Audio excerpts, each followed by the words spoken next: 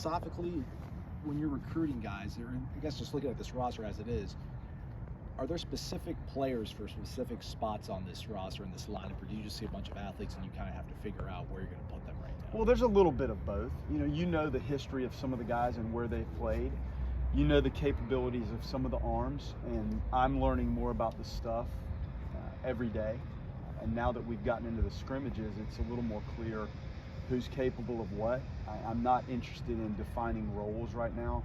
I'm really not interested in trying to solidify any positions. I just want to feel how they look and sense how they handle different things as they move around. We have infielders that clearly are capable.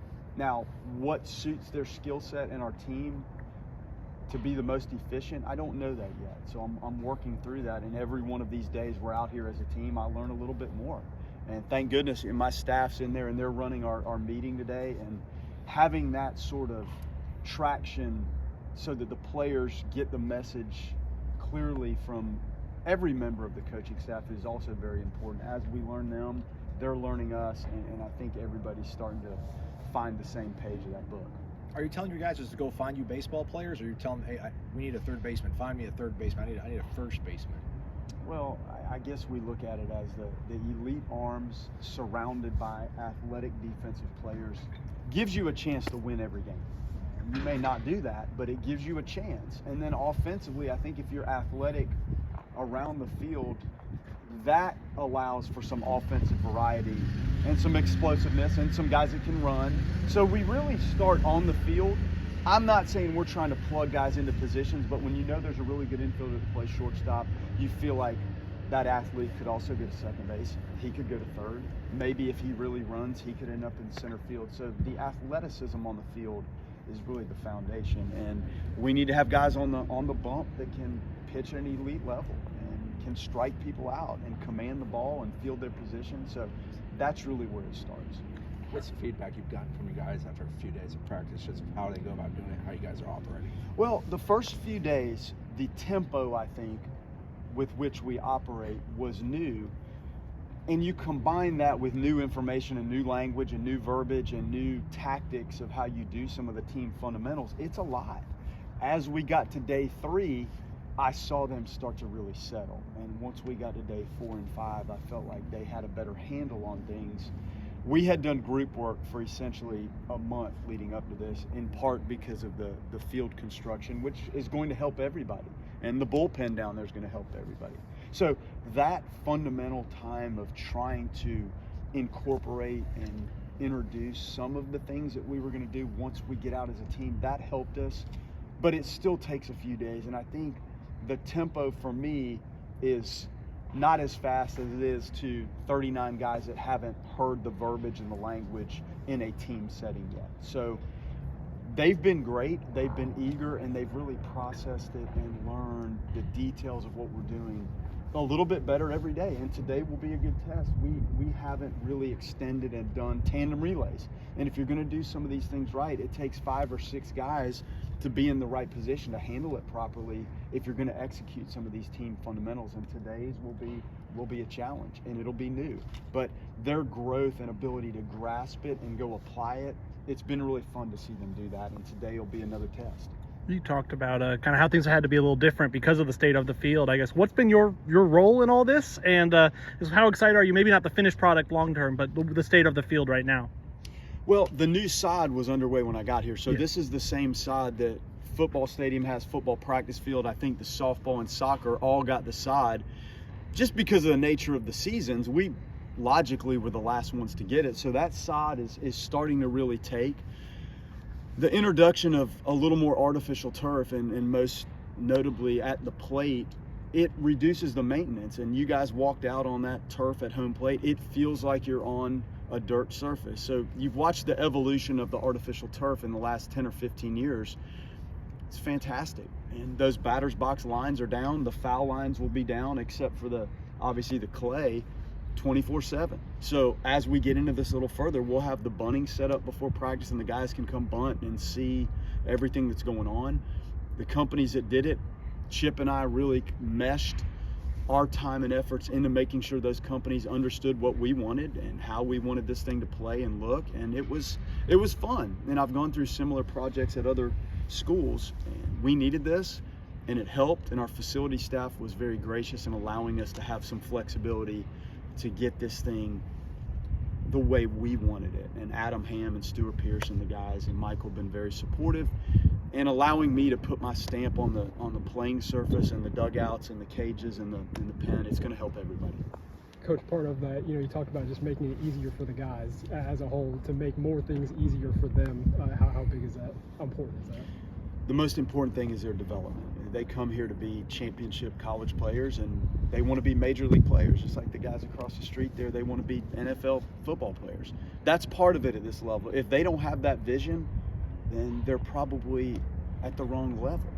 So giving them the chance to have a functional bullpen and all of that space we created that needed to be refreshed, that new turf is going to help them. It gets them off the field so those guys can go do their mobility stuff, their arm care, they can throw. They're not in a very shallow right field trying to do their flat ground pitching work and their pitch development stuff. It can be done off the playing surface. That's huge. The batting cages, we just touched those up. I told you about this surface and how efficient it is for them. You can come take ground balls, and every hop off the front of that plate is going to be the same. You're not going to get any balls that kind of catapult way up in the air anymore. There's no maintenance. So I think this is better. The dugouts, I know this is a minor thing, but having 3 entry points to the dugout, it just allows for ease of transition on and off the field. And I hope they like it. Yeah, time will tell. We've only been out here for a few days, but so far it's been refreshing, and I think they've enjoyed the efficiency of what's going on. Making the transition here with your entire staff coming with you from Notre Dame, how much has that put you ahead of schedule in the sense of everybody that works with you knows exactly how you operate and how things are going? Yeah, when we went through this, I guess would have been 4 falls ago now, I was the only one that knew what I wanted to do. And when you have 5 other people that know that, just the information to the players, it's so much easier for them to hear it. So when we go have our stations, and we're not reinventing the game, but I think what we do is a little complicated at times in the cage. The drills, the number of pitches, the number of swings, how we set up the machines, the angles of the machine, the height, the speed, the percentage of velocity. We run the machines at 90% of the velocity of an actual pitch ball. We do it from 54 feet, which matches the actual release of a standard pitcher. So I don't have to explain that anymore. Our guys know exactly what we're doing, so when I put a practice plan together, I can hand 6 copies out, and those guys know exactly what's going on. Then they can relay that information to the players, and it's great. And these are hard transitions, much easier when you have a connected staff that's been through it together and that has had some success. And we fine-tune things. There will be things that I'll discover here that we may need to tweak. This stuff isn't etched in stone, but you have a foundation of principles that worked for you in multiple programs, and then you instill that here and make any adjustments as you roll through it. This time on the field, just how important is it to the communication side of things and how players work together and how pitchers and catchers work together? We learn something every day, Brett. The technology now with the wristband to call pitches where there's no mystery of is somebody actually figuring out what you're throwing. We're eliminating that, but even that communication is important. The signs, you've watched some of the scrimmages, and the way we give signs, I can be anywhere on the field, and quite frankly I want to be. It makes them kind of keep their eyes up and always look for the signs. And it's easy when you're standing in a spot in the dugout, but the communication with the defensive team as I walk around, and then giving the signs to the offensive group and the base runners, it's important. And we've spent some time learning those wristbands. If I handed you the offensive wristband, you would think we're trying to launch rockets, and it's not complicated. When you look at it, it would be a little confusing, but once they had a couple exams, we had like written tests on these signs, they figured it out, and we rolled right out, and we've just given them the wristbands, and they've done it. The fly ball communication, the cutoff and relay communication, the first and third communication, the bunt defense, things that require really more than 1 or 2 guys to know it for it to function, that's my biggest concern. And they've handled it really well. Our communication is different than what they were using previously, and that's fine. The more you stay on them, the more they grasp it, the more they learn, and it just becomes easy. I think watching day 1 or 2, even though we had done this in the IPF and had talked about it, when everybody's out here on this field and the balls are flying around, it's got a different sense of urgency than it does when you're in the IPF and there's a small little group of guys doing it. So we're getting there. We're not a finished product, but the communication has come a long way, and they've been super receptive to learning our way of doing it. Have you always been as detail oriented as you are, or is that something that you evolved as you had different coaching styles and experiences? I would say I've always been fairly detailed with what I'm doing.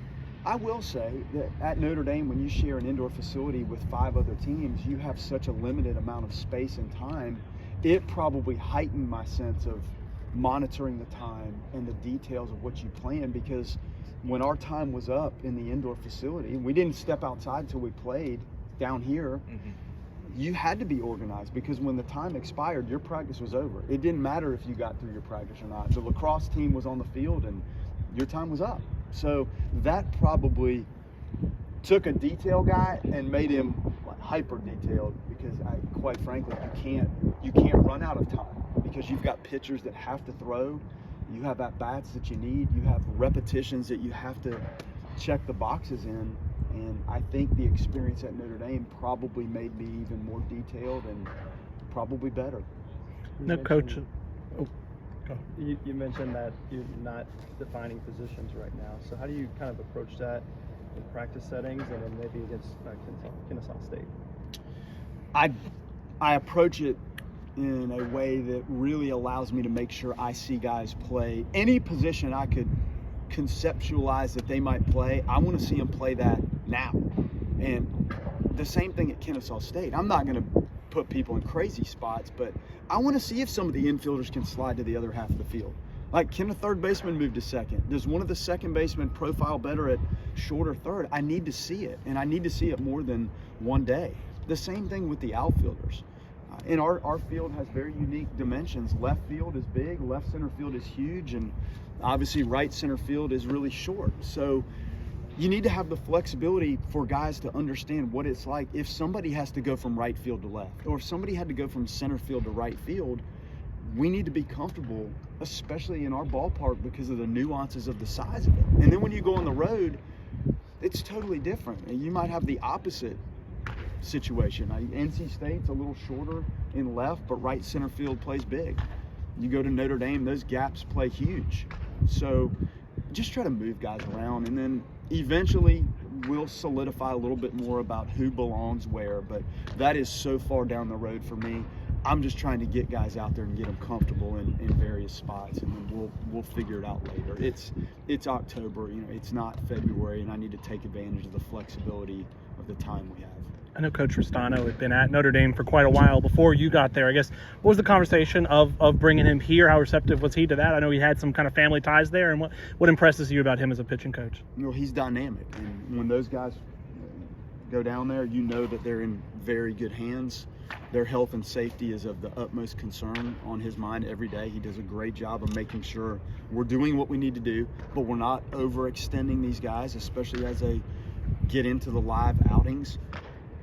He had a chance to be the head coach at Notre Dame, and I gave him that opportunity, and I told the administration here he has earned that right, and he's going to see that process through, and if that process doesn't work out with him as the head coach, then he's going to be the pitching coach at Florida State. And I'm thrilled that it worked out for Florida State, and obviously I know he would have been excited to be there, but this gives him a chance to experience a whole different landscape. His wife is a phenomenal softball coach, one of the best in the country. At a program in Notre Dame, they've been competitive in 23 straight regionals, I believe. So with 2 young kids, I think CJ's almost 3 and Jane is, I guess, 7 now. That gives Lizzie a chance to catch her breath and be mom for a little while. And her coaching career is probably not over, but it gives her a chance to spend time with the young kids, and he gets to concentrate on being the pitching coach at Florida State. And this environment and the fans and the atmosphere, that's what he kept talking about. He's like, Coach, every time I go to Howser Stadium, the fans and K-Time and the Section B, he looked at it from the perspective of being the other dugout, and he relished the opportunities to be here so much that we had a chance to actually put on the garnet and gold. He's thrilled. Just through the first few days of Live ABs, just how impressed have you been with the freshman bats? We have some good freshman bats. We do.